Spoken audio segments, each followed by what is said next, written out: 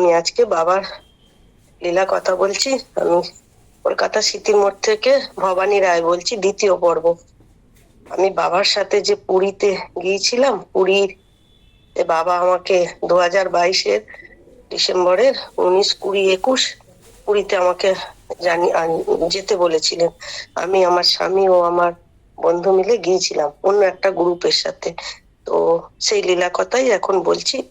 ছোট্ট একটা অভিজ্ঞতা আমার হলো। তো 19 তারিখে গিয়ে দেখলাম বাবার সাথে বসে, গিয়ে দেখা করলাম। বাবা তো বললেন, দেখা হলো। এবং 20 তারিখে অনেক একটা জায়গায় অনুষ্ঠান হয়েছে, বিশাল বড়। সে অনুষ্ঠানও প্রথম আমি দেখলাম, তার অভিজ্ঞতা হলো।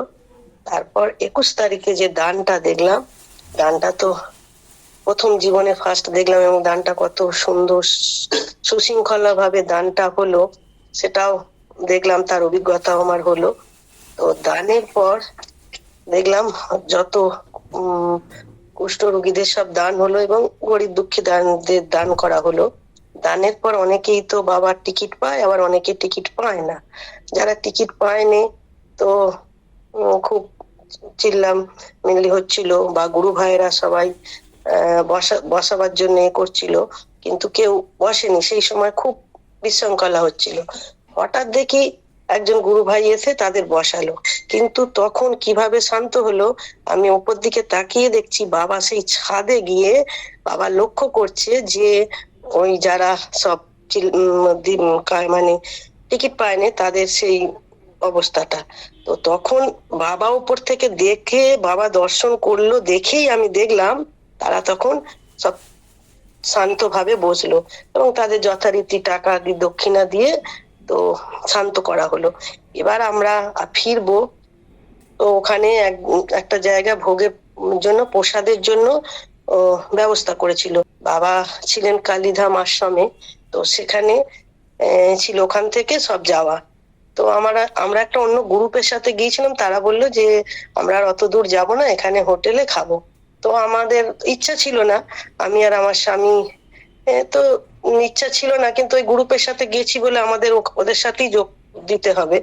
তো এমন সময় আমার স্বামী বল, আমি এই দান ফান করেছি, আমি চান ফান না করে আমি হোটেলে যাব না, আপনারা চলে যান বলে হোটেলে চান টান করে এসে আমরা তাদের ফোন করলাম যে আমরা তোমরা কোথায় আছো। বললো আমাদের হয়ে গেছে, আমরা হোটেলে যা নেয়ার খাবার নিয়েছি, আপনারা এসে খাবেন। তখন আমাদের ইচ্ছা হলো না যে তাদের সাথে যাই। তো ফট করে আমরা সেই আশ্রমে, বাবা যেখানে বলেছেন সেই আশ্রমে যাবার চিন্তা ভাবনা করেই গেছি। তো ওখানে আমি ছিলাম ভারত সেবা আশ্রমে।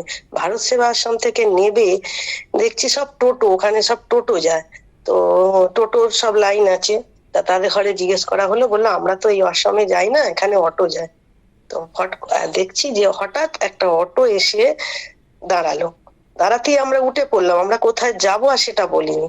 তারপরে অটোওয়ালা সঙ্গে সঙ্গে ওদিকে চলে গেল, বললো আমার এখানে সব টোটোর লাইন, আমরা অটো দাঁড়ায় না, সেই জন্য আমি একটু সরে এলাম, আপনারা যাবেন কোথায়? তখন আমরা বললাম যে এরকম এই আশ্রমে যাব। বললো এই আশ্রম তো আমি চিনি না, আমরা যেতে পারবো না। তখন আমার স্বামী খুব রিকোয়েস্ট করলো, করে বাবার ফটোটা দেখালো, দেখিয়ে বললো যে এই আজকে এনার দান হলো, 126 বছর বয়স, উনি পদ্মশ্রীভূষণ পেয়েছেন। তো আমি চলুন না একটু। বলতে রিকোয়েস্ট করতেই উনি বললেন ঠিক আছে আপনি বসুন। বসতেই উনি সঙ্গে সঙ্গে একজনকে ফোন করলো, করে আমাদের ঠিক ওই স্থানে নিয়ে গেল। আমি যেয়ে দেখি তখন কোনো ভোগের কোনো ব্যবস্থা তখন নেই। আমরা যে জাস্ট মিনিট 5 বসেছি, তারপরেই দেখলাম ভোগের মানে আমাদের প্রসাদ পাওয়ার যে ভোগের সব আয়োজন করা হচ্ছে। তো আমি দেখলাম যে বাবার কি লীলা। আমাদের ইচ্ছাটা, আমাদের যে মনের ইচ্ছাটা বাবা সেদিন পূরণ করেছিল। সেই আমি এটাই বলার ছিল। আর গড়বেতার একটা অভিজ্ঞতা আমি বলছি। তো পুরী থেকে ফেরার সময় গড়বেতাতে আমরা আসছি। তো আবিরদার ফ্যামিলি আর পুরুষোত্তম দার দিদি মন্দিরাদির সাথে আমাদের আলাপ হয়। ওরা আমাদের গড়বেতাতে যাওয়ার জন্য বলেছিল। আমরা প্রথমবারে গড়বেতা গিয়েছিলাম, আমি আমার বন্ধু। কিন্তু তো গড়বেতার অনুষ্ঠান তো, পুরীর অনুষ্ঠান এক ধরনের, গড়বেতার অনুষ্ঠান আর এক ধরনের, দুটোতে দুটো কোনো তুলনা করা যায় না, আলাদা আলাদা বৈশিষ্ট্য এবং আলাদা আলাদা এনজয় করেছি।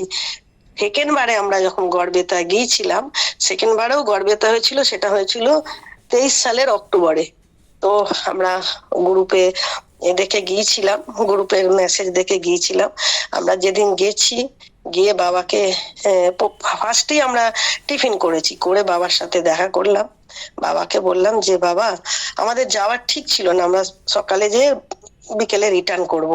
তো বাবাকে প্রণাম করলাম। বাবাকে প্রণাম করার পর বাবা আমাকে আমি বললো যে সব প্রণাম টনাম করে আমি বাবাকে বললাম যে এরকম আমরা তো চলে যাব। বলছে কেন আজকে চলে যাবে?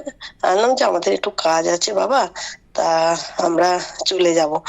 তো বাবা প্রথমে বললো যে আজকেই এসছেন, আজকেই যাবেন? হ্যাঁ আজকেই যাব, আমাদের একটু দরকার আছে, মেয়ে দুটো একা রেখে এসছি। তো বাবা বললে, তখন বাবা আমাকে, আমি দাঁড়িয়ে আছি অনেকক্ষণ, কিছুক্ষণ বাদে আমি আবার প্রণাম করে বাবাকে প্রণাম করলাম, করে বাবাকে বললাম, আমার বড় মেয়ের তার আগেই একটা জব করছিল, তবু আমি বাবাকে বললাম বাবা আমার বড় মেয়ের আর একটা যদি ভালো জব হয়। তো আমার কথা শুনে বাবা খুব রেগে গেলেন, গিয়ে বললেন যে তুমি তোমার সাথে অনেক কিছু চাইতে পারো, বাড়ি গাড়ি, বলো কি চাইবে, তোমার কি আছে, বলে উঠে পড়লেন। তখন নন্দাদি ছিল, আমার নন্দাদিকে বলছি যে আমার তো খুব ভয় লাগছে, আমি এই কথা বললাম, তো বাবা কেন উঠে গেল? বাবা, নন্দাদি বলে এ তো সবাই বলে, আমরা তো বলতে পারবো না বাবার মনোভাব কি। আমি তখন সেখানে দাঁড়িয়ে দাঁড়িয়ে আমার এতটাই কষ্ট হলো যে বাবাকে হয়তো কিছু হার্ট করলাম, আমার মেয়ে তো একটা কাজ করছে, এর থেকে আবার ভালো বেটার জব কেন হবে?